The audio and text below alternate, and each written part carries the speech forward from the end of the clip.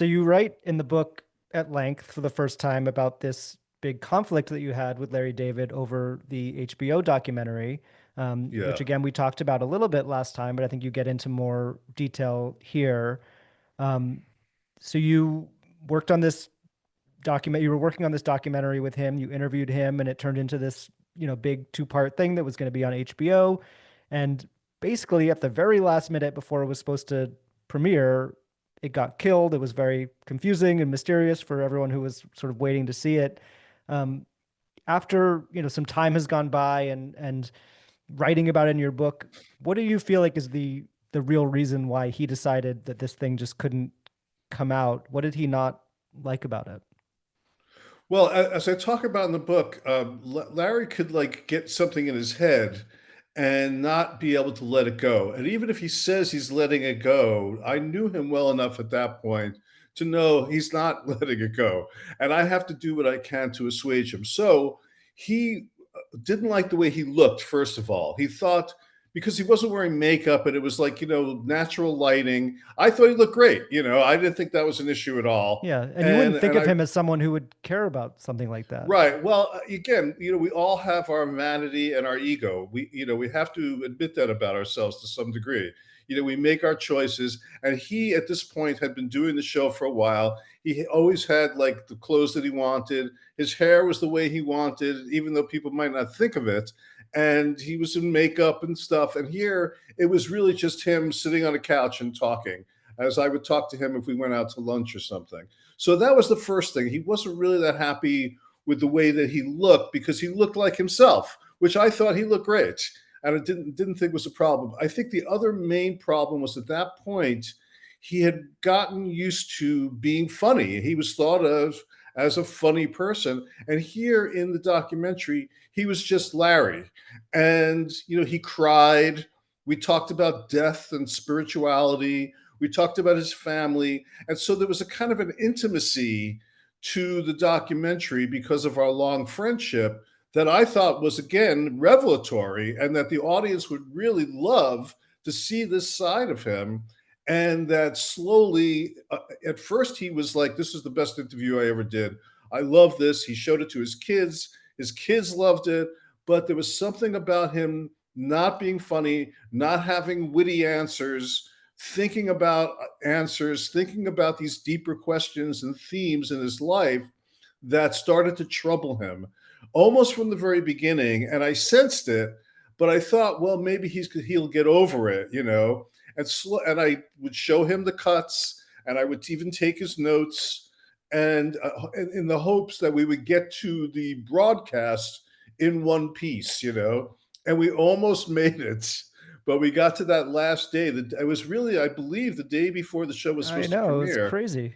Yeah, and he couldn't take it anymore, I think, and he did what he had to do to sort of get the show pulled from HBO. I remember, I think I talk about it in the book too. Ari Emanuel calling me and threatening me, and I was told that he had also threatened HBO that they wouldn't get another season of Curb if um, Yeah, if well, this thing. he had the leverage. He has the power over HBO, right? Exactly, exactly, and that's what they did. They basically threatened everybody involved, and Larry was like, as Jerry used to say, white gloves. He didn't want to get his hands dirty, and he allowed Ari to sort of be the bad guy, which Ari relishes, Hmm. and they were able to accomplish that task. And I think to some degree, if I may make one more point about this, I think both Larry and I, and this even goes back to this Julia story, I think we were both on some level emotional cowards. Like we should have been more honest with each other right from the start that he was uncomfortable with this. What are we going to do about it? How are we going to handle this? Instead, we kind of avoided the issue until it was too late. And you still haven't spoken to him since that day that you you talked and I it got have it I haven't pulled? spoken to him, but I have to also emphasize that I'm not particularly angry or anything like that. I was very disappointed, especially at the time. I was super disappointed and just deflated because I'd worked so hard on it. But I wasn't angry. I never really was angry, and I'm not angry now. I think that friendships, and maybe this is true in your life, I don't know, but it certainly is true in my life, especially the longer you're on Earth. Friendships fray, fall apart for various reasons. Sometimes it's death. Sometimes it's like just going in different directions. Sometimes it's distance, physical distance. There's all kinds of reasons that friendships fall apart. Life is very temporary, and this is one of the most acute revelations I've had and epiphanies that, it's basically very short and things do fall apart. And I think I never expected it to happen with Larry, but when it did, it kind of fit into this philosophy I have of like that's the way it works sometimes. I have lots of friends from the old days that I just don't talk to anymore for a variety of reasons, and Larry became one of those people, and I became one of those people for him as well. Can you imagine a world where we get to see this documentary in some form someday, or is it just never going to I, happen? I can imagine a world where that is seen, but I'm not sure what world that is. So, but I can imagine it happening. I think that people are aware of it. It was advertised, it was marketed. I know there was a trailer There's that then disappeared from the internet. Yeah. right, exactly. All that stuff existed, so it's there. It's out there somewhere, and as long as it exists, there's a possibility for it to be seen. When this other feud was happening recently between Larry David and Bill Maher, two people that you've worked very closely with. I thought of you because you, Yes. you know both of them. And this is when Bill Maher went to visit Trump at the White House and spoke kind of glowingly about him. And then Larry wrote this very funny piece in the New York Times comparing it to him visiting Hitler. Um, I Yeah. was curious what you thought of that, and big and are you surprised by how much Bill Maher, someone you know well, has kind of not exactly embraced Trump, but been more sympathetic to him than anyone probably expected? Well, that is a surprise for sure. I have found that he's not quite as pro-Trump as you would think from that dinner, but I think that dinner, as a perception thing, really, really sort of portrayed him as somebody who was very open to Trump and very sort of pro-Trump. And I think that perception becomes a very important quality in show business because you only can make your decisions and your feelings on what you see. And we saw him go have dinner with Trump and Kid Rock and walked away saying very complimentary things. That's what we're left with. Whatever Bill was thinking or feeling, that's what the audience, including me, including Larry, were left with. So I thought, that Larry's response to that was kind of brilliant. I thought that was a very, very brilliant piece of writing. I think it really nailed it. I laughed through that entire piece. I thought it was a great, great piece of satire. And I think Bill would have to own that. I mean, Bill has to understand why that perception exists, because he created it. Bill has a lot of control over the perception of himself. And he made that step to sort of connect with Trump and walk away and be complimentary. And it left people with a certain perception that is very hard to shift. Yeah, I mean, I was surprised by how charmed he was by Trump. It seems like he really got under his spell in some way. Yeah, well, I think if you could see, again, if you're like an average person who eventually goes to sit with the president and hang out with the president, it's got to have some impact on you. It's unfortunate that that president was Trump and it happened to Right. Bill Maher. I mean, Larry hangs out with Obama too, and I'm sure he's pretty, playing golf with Obama is another kind of, aspect of that in a way. And I mean, Mm. that could be made fun of, and nobody really has. But I mean, kind of comedians sidling up to presidents usually is a sign of kind of a conservative bent. Yeah. It's a Bob Hope kind of turn in a career. Yeah. Where And you're then rubbing elbows. The way he rubbed elbows with Nixon, and it reminds me, in fact, when Sammy Davis Jr. You probably don't remember this, but Sammy Davis Jr. at one point there was a rally for Nixon, and Sammy Davis, who had been a champion of civil rights, he came over and he hugged Nixon publicly on the Mm, stage. And after that, he was also branded as kind of a Nixon toady. yeah. And it really hurt him. And he spent a lot of time trying to undo that perception. But perception, again, is a very hard thing to undo. Yeah. Cozying up to presidents who, no matter who they are, maybe not the best decision for a comedian. Exactly. I would agree with that. You have to be the loyal opposition, you know? Yeah. Well, then there's also Cheryl Hines, who I know you've worked with a lot on Curb. And that's been fascinating to watch too. I mean, she's been married Yes. to Robert F. Kennedy Jr. for a long time, but kind of had this, there was a perception that they had different politics and they made it work. Right. But now she's really, seems like she's embraced, really Yes. embraced Trump and Yeah. MAGA and all of that. Were you surprised by that, having known her? It's like some kind of satirical novel. It really is. I mean, it's something I remember Philip Roth had a book called Our Gang, which was about Nixon, and it was just very broad and funny. And the characters were crazy, you know, crazy exaggerations and characters of those characters at that time. And that's what I feel about the Cheryl RFK Jr. thing. Cheryl, in when I worked with her, was a, you know, and I'm sure she still is a very sweet person. We never discussed politics. Nobody discussed politics really on the show. Even Larry, with his liberal bent, we didn't discuss politics for the most part. There was just too much work to do, you know? So all of this that's happened with Cheryl and RFK Jr. is just kind of inexplicable, I think, to most of the people that were around her at the time. It's like it makes no sense. It's kind of crazy. Was she somehow like craving power? Could that have possibly been it? There was no sign of that, as far as I Yeah, could tell.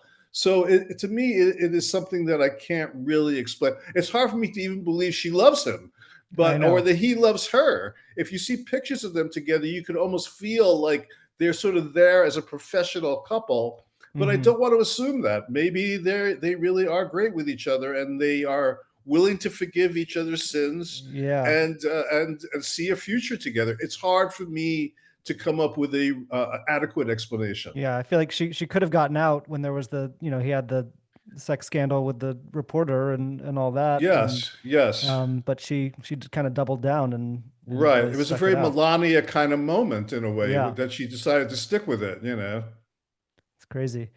Um, so, I knew about your falling out with Larry David, but I did not realize that you have not spoken to Sacha Baron Cohen in years and years. And really the dissolution of that relationship, which was kind of in this book is the central, even more so than Larry in some ways, is the central creative, relationship of your career. Um, the Dictator was your last project together. That seems to be the source of a lot of the problems. Um, it seems like that project, the way you write about it, was really doomed from the start in a lot of ways. As Is most that how you dictators felt? are. Well, the thing is that hopefully in the book, one of the things I want to say before I even get into this is that I try to take my responsibility for the failures here, the breakdowns. You know, like I'm trying not to like point a finger at Larry or Sasha or anybody without pointing a finger back at myself and taking my own responsibility, my own failures as a human are part of what sort of feed these issues. Um, the Dictator was a very problematic project from the beginning. It started off being like what I thought was going to be a classic political satire on the level of a Doctor Strangelove. I mean, the original script was a very layered, greatly plotted, like almost like a Billy Wilder plotted sort of screenplay written by Jeff Schaefer and Dave Mandel and Alec Berg. And I thought, wow, this could really be brilliant. It may not be as funny as Bruno and Borat, but neither is Doctor Strangelove, and it's a classic. And I thought this had that kind of potential. But I think that for a variety of reasons, Sasha didn't focus on the work the way he had in the other two movies and got distracted and also started to take on a lot of input from outside people. And I felt like he was groping and flailing, trying to find the answers when the answers were within him. And I would try to sort of get him to trust himself, trust his instincts, which I've learned is the only thing you have, even if they're wrong. trust your instincts here. And instead, he was trusting so many different people with so many different contradictory thoughts that it started to just unravel, and issues arose that should never have been issues. And it was all about, to me, ultimately him avoiding doing the work he needed to do on the character to make the character a classic comedy character. He loved Peter Sellers, but he didn't do the work on this character that Peter Sellers did. Two characters in Doctor Strangelove, who Peter Sellers played three characters, and was originally supposed to play four, by the way. But he had two characters that he could have really developed into classic characters, and instead he was constantly distracted by small, trivial, frivolous issues that really took us on wild goose chases that I think ultimately became indulgent and hurt the movie. Yeah, and the movie was a narrative film, and it moved away from the style that the two of you really, I think, perfected in Borat and Bruno, which is this, intercepting with reality, which, I think is the sort of central idea of a lot of the work that you've done. So maybe that was a problem too, is that he was kind of abandoning the format that worked so well on those other movies. Well, he had good reason to abandon it for his personal reasons. I understood. By that time, he had a family. These things were really dangerous. These movies, especially Bruno, much more so than Borat. I mean, there was so much hostility and violence in the making of, and hate in the making of Bruno, that I think it really kind of it sort of shocked us. We portrayed an America that was really hateful, and as opposed to loving on Borat, people were very patient and loving, and there was a kind of, even though Borat was an anti-Semite and a rapist and all these other things, there was an innocence to Borat.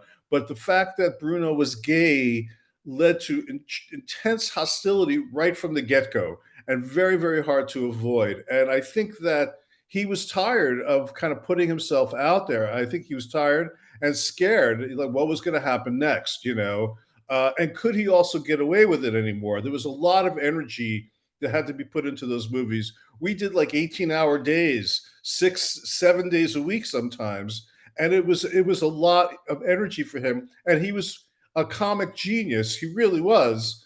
When he was doing those characters, there was nobody in show business, in the history of show business, from Charlie Chaplin to Peter Sellers, anybody in between, who did the kind of things that Sacha was doing. It was really unprecedented, and I was very impressed with it, and I would have done anything for him. But by the time we got to The Dictator, he had kind of like, he was pulling away from that whole style of work, and he wanted to be more of a traditional movie star, I think, on some level, Mm. and was surrounding himself with more traditional show business people and getting advice from them, which I don't think was good advice for the kind of rebel sensibility that Sacha had had up until that time. And so, for a variety of reasons, it started to kind of fragment and fracture and fall apart. And the movie's not bad; it's good, it's funny. There's actually a lot of funny stuff in it, but it just didn't reach the potential that it had. Yeah, the chapters about Borat and Bruno in this book are fascinating to me as someone who's, loves those movies. And you reveal a lot more about the process that I think Sacha has been willing to over the years. Your role as a director was very different from directing any other movie. I mean, the way that you would have to kind of set up the scenario, and can you describe sort of what you would do even before the cameras started rolling, to make those scenes work? Right. The movie was always being made, even when the camera wasn't rolling, and everybody had to play a role, particularly me. I had a assumed name, and I didn't use my real name, and I was somebody who had met Borat the day before or that day, and me and the crew that I had were hired as freelancers just for that day. We didn't know anything about it. We knew he was from Kazakhstan. Where's Kazakhstan? Do you know where Kazakhstan is? Nobody knew where it was. So I immediately got people to sort of be more open and pliant to the idea of this foreign character coming in. And that really kind of laid the groundwork for when Sacha would come in. And he would come in with Azamat in Borat, or come in with Lutz in the second movie in Bruno, and he'd be talking in what seemed like Kazakhstani. Of course, it was Hebrew and Yiddish, and it was all these other languages, but people don't know that. Right. So we created an alternate reality, and that was the key, and that's what really appealed to me, was creating an alternate reality. We're sitting in your house, we're sitting in an office, we're sitting in a real place that you recognize, but we have now put this bubble over it that is an alternate reality. And people would say to me, sometimes in the middle of a scene with Sasha, they would say to me, wait a minute, is this real? Is this real? And I would go, yes, it's real. And to myself, I'd be going, but not the reality you think it is. Yeah. And that was Yeah. kind of the key. And my job was really to help create that reality. So when Sasha came in, the person was completely believing that this was real. And then it took them a while and usually it was too late. We were gone when they started to realize, oh, wait a minute, this wasn't what I thought it was. Yeah. And they It wouldn't find all out a lot of time till the movie came out, yeah. you know. This work that you did with him on those movies really culminates with the cage fight climax of Bruno. You write that you were willing to die for the tapes of that scene. What was it Yes. about that scene that worked so well, that really feels like the pinnacle of this work that you did together? Well, that really kind of personifies my attitude about making these movies. I would die. I would have done anything for Sasha, to defend him, to make sure he was safe, and to protect the movie and to get the scene. And I was completely just of one mind about that. You're completely focused on that goal. And I think that intensity that I brought to it made sure that we got what we needed to get in all these situations. And the cage fight was maybe the culmination of all of that. We did it, as we had to do a lot of scenes. We did it twice, in two different towns, actually, and we often would have to do that because the word would get out in a place that we had been there and done this, and so we had to leave that town. And take two was actually literally sometimes in a different state, and so there were no real take twos. You had to get it or do it all over again, set the whole thing up all over again. So we were in Arkansas, and the first time we did it, I can't remember if Fort Smith was the first time or the second time, and maybe Texarkana was the other time.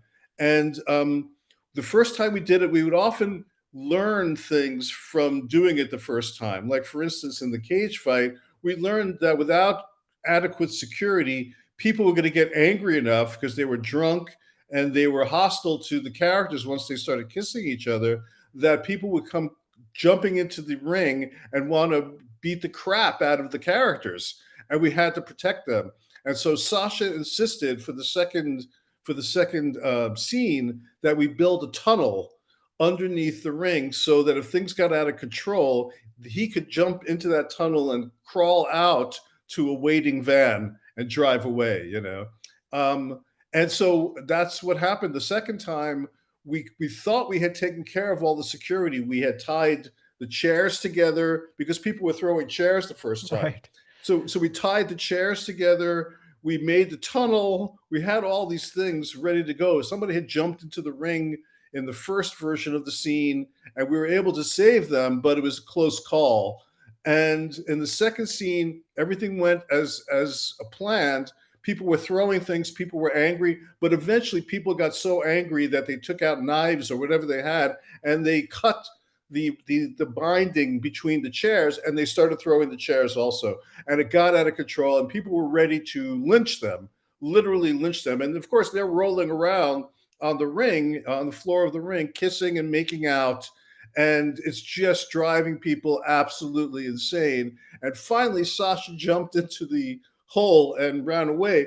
But he left the cameraman and Lutz kind of still in the ring, High and dry. and and then eventually they got into the hole and they were able to crawl out as well. But that meant I was left behind the curtain, the man behind the curtain, with 11 or 12 monitors, whatever it was, and all the tapes, and people people came crashing through the curtains wanting to lynch me because I was the last one left, essentially, me and whatever little crew was there. Very little crew, no security whatsoever. All the security was always focused on Sasha. And the police came, and we had the standoff between the angry patrons, the police, and myself. And I told the police, "You're going to have to kill me to take these tapes. These are my tapes. These are ours. We're not giving that up. I'm not giving up these tapes. You're going to have to take them from me."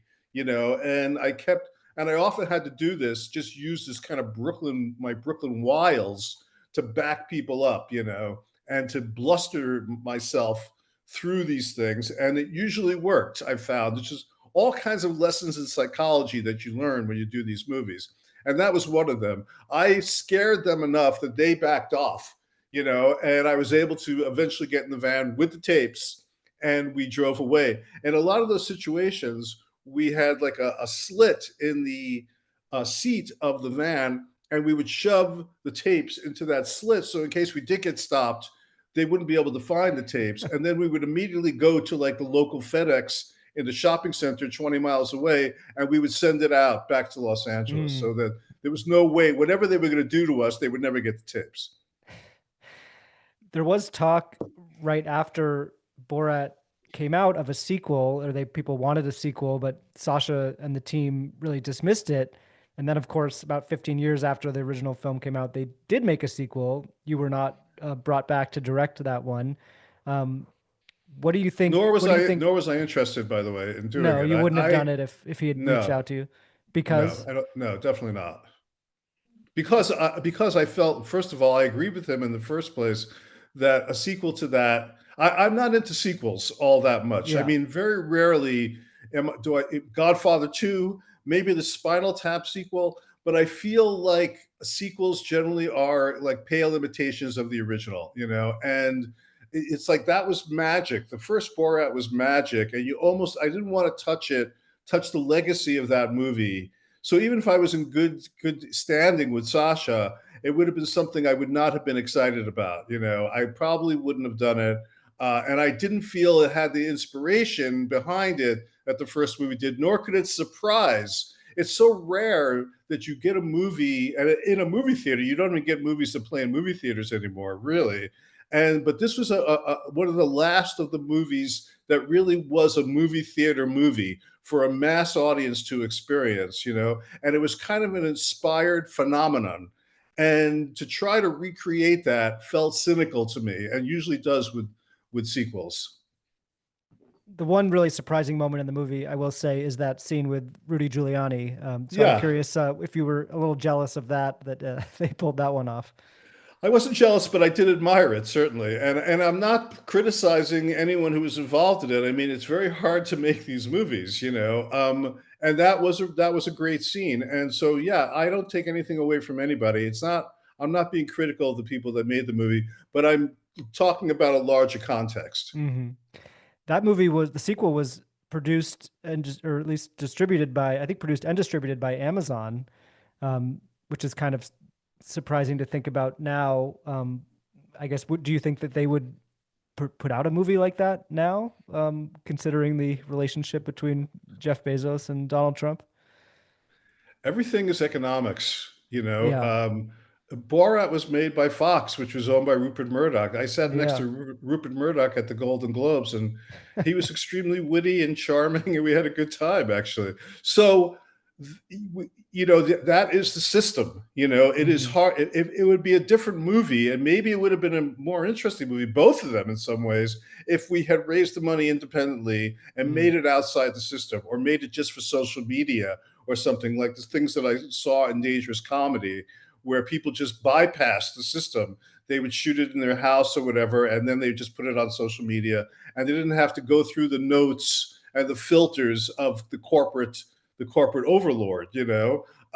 So I think if you are going to make a movie in the system, you are dealing with corporations Mm. who have shareholders and economic interests. That if it can make money, it can't really be subversive if it can make money in a way, Right. and So do you so I think it's think that harder to make really subversive comedy now that these corporations control everything? very much, very much. I mean, the algorithms and the focus groups and all the filters and barriers to making something truly subversive are very much standing now. and very hard to get around. And so even if something seems subversive, you have to step back and go, okay, who if Jeff Bezos made the movie, by its very nature, it can't be subversive, Mm, and mm. that's something to really keep in mind as people are exposed to it. And that's by the way, why you don't see more like sort of completely anarchic comedies. You don't see Blazing Saddles and you don't see Borats anymore because those movies kind of like snuck through the system and unfettered, and unfiltered. And that's almost impossible to do today. Do you have some, incredibly subversive, audacious film that you would want to make if you could? I have many. Sometimes, lately I've been thinking, I'm hoping to make a movie this summer, by the way, and I'm hoping that it will be that very thing, a very subversive movie, and we'll see what happens. But I also have, I've taken to social media. So, and even though social media is owned by the very same Right. people, at least I don't have to talk to anybody. Yeah. For I now, can, you can just put something out and hopefully it doesn't get Exactly. taken And down. even looking to, other forms. I've written this book.